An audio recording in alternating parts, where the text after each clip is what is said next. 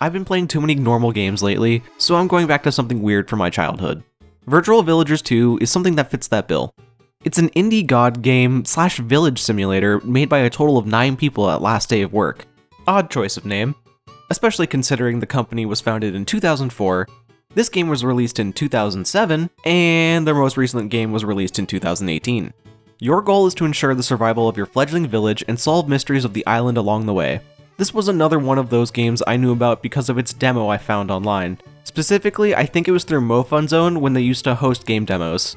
It's a garbage tier website now. Might have always been. Visually, this game is like opening a time capsule and finding a bottle of whiskey inside with a date 10 years after the capsule was buried. Virtual Villagers looks more like something from the late 90s or the early 2000s rather than 2007. It's all sprite art moving on a drawn 2D background. I like the art, but I wish there was more variation between the villagers. Your villagers' clothes can be changed with the sewing hut, but there is only so much art in the game. Coincidentally, the art is all stored in the game files as a couple of JPEGs. This was clearly a budget title for the time. I do hope you enjoyed this quaint little village, as it will be all that you view for the entirety of your playthrough.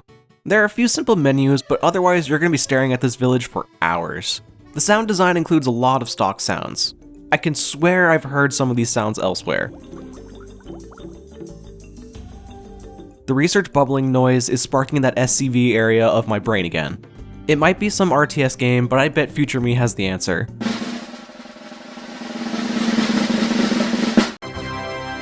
There isn't any kind of voice acting, just different noises each gender makes when you pick them up and fling them about. Again, small team, small budget. The soundtrack to Virtual Villagers 2 is pretty great. It fits the setting perfectly, and each song is pretty jam on its own. Honestly, it's probably my favorite part of this game, which is all the more of a shame that there are only 4 songs in the game. Interestingly, if there's a particular song you don't like, you can turn it off in the options. I guess this is as good a time as any to talk about this game's few inherent quirks. To my complete and total shock, getting Virtual Villagers to run is absolutely no problem. I was honestly expecting to finagle with compatibility modes or perform a ritual, but it runs right off of Steam without a hitch. That's not to say that there aren't any quirks. I recommend playing this in windowed mode. If you alt-tab while playing in full screen, your screen will look like this nightmare when you tab back in. The downside to this is that the maximum resolution is 800 by 600. I could have tried using old DG Voodoo Wrapper to upsize it, but I decided against it in the end. Though I've gone ahead and increased the size in post so you don't have to suffer. I can't do anything about the aspect ratio without it looking terrible, so enjoy whatever art I put in on the borders. The gameplay of Virtual Villagers is simple on the surface. Movement is controlled by clicking and dragging on the ground. Alternatively, you can get by using the number keys. Each number corresponds with a specific sector of the map. I personally didn't use it a ton, but I did find it useful to quickly move a villager across the map. Speaking of, you can press M or the map button on the left to open the village map. It gives you a bird's eye view of your village and displays your villagers wandering about. This isn't a very expansive game, so I'm honestly not sure why there was a map mode to begin with. As this is a god game, you are able to directly interact with your villagers. Click and drag to pick up villagers, then place them in different areas to perform tasks. As they continue to get better at those tasks, you can assign them to different jobs from the detail screen. These include farming, building, researching, healing, and parenting. Farming involves gathering food so that your people don't starve. This is mostly done through fishing and eventually proper agriculture. Your food level is tracked on the left side of the screen. Try to keep it above 0, but don't feel bad if you can't. My village got a bit too big too quickly, and some villagers had to go on a forced weight loss program between harvests. Building involves making new huts and creating improvements for your village in general. The more builders there are means the faster something will be done. Research is all about science. Learn more about the world around you, turn it into points which you spend on tech upgrades. This is where a majority of my villagers ended up once I had my food situation figured out. The point requirements start in the low thousands and reach the hundreds of thousands quickly. Healing is pretty self-explanatory. Heal your villagers when they become sick. It happens randomly, so you really only need 1 or 2 dedicated doctors to take care of a whole village. Though apparently keeping a fire lit is good for preventing disease.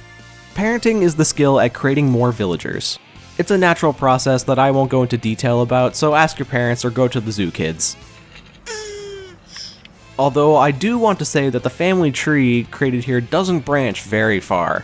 There's a maximum for the amount of villagers in your village, but you probably won't reach it until near the end. Each villager can be one of 3 different levels of experience: Trainee, Adept, and Master. there's an additional hidden 4th level of skill. Elder status can be achieved by having a villager become a master of 3 skills.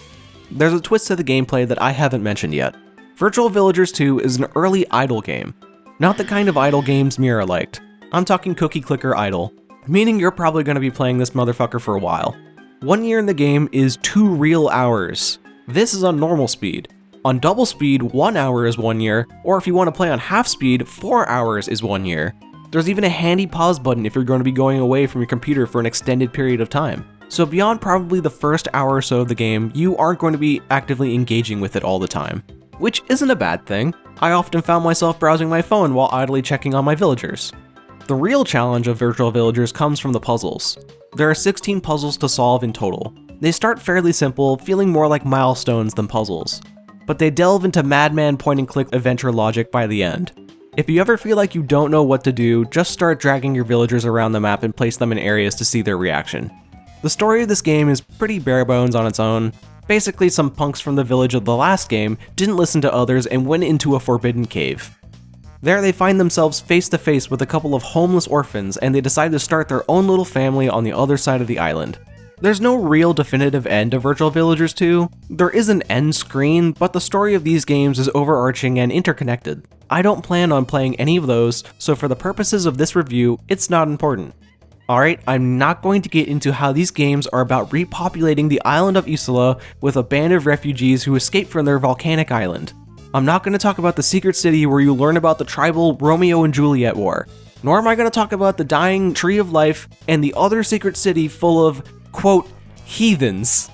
It's all hidden across 5 idle games, and I can only stare at these villagers for so long before losing my sanity. Just know that you're trying to find 4 pieces of a gong and put it back together. Once done, you've effectively won the game. The gong has a cool mechanic where once every 24 hours you can have a villager hit it. Something special usually happens. This can range from giving a villager experience in a skill to killing a few villagers. A gamble, but an interesting one to make. To wrap up, Virtual Villagers is a fun idle game that asks you to invest your time and not your wallet to progress. It's old, not particularly impressive, but has charm. It's probably nostalgia, but I don't really care. I can't help but enjoy playing it. Virtual Villagers 2 is $10 on Steam and worth the price of entry with or without a sale. It's one of those games where my childhood memories have not failed to capture reality, unlike another game I've been playing recently. But that's a story for another day. Thanks for watching.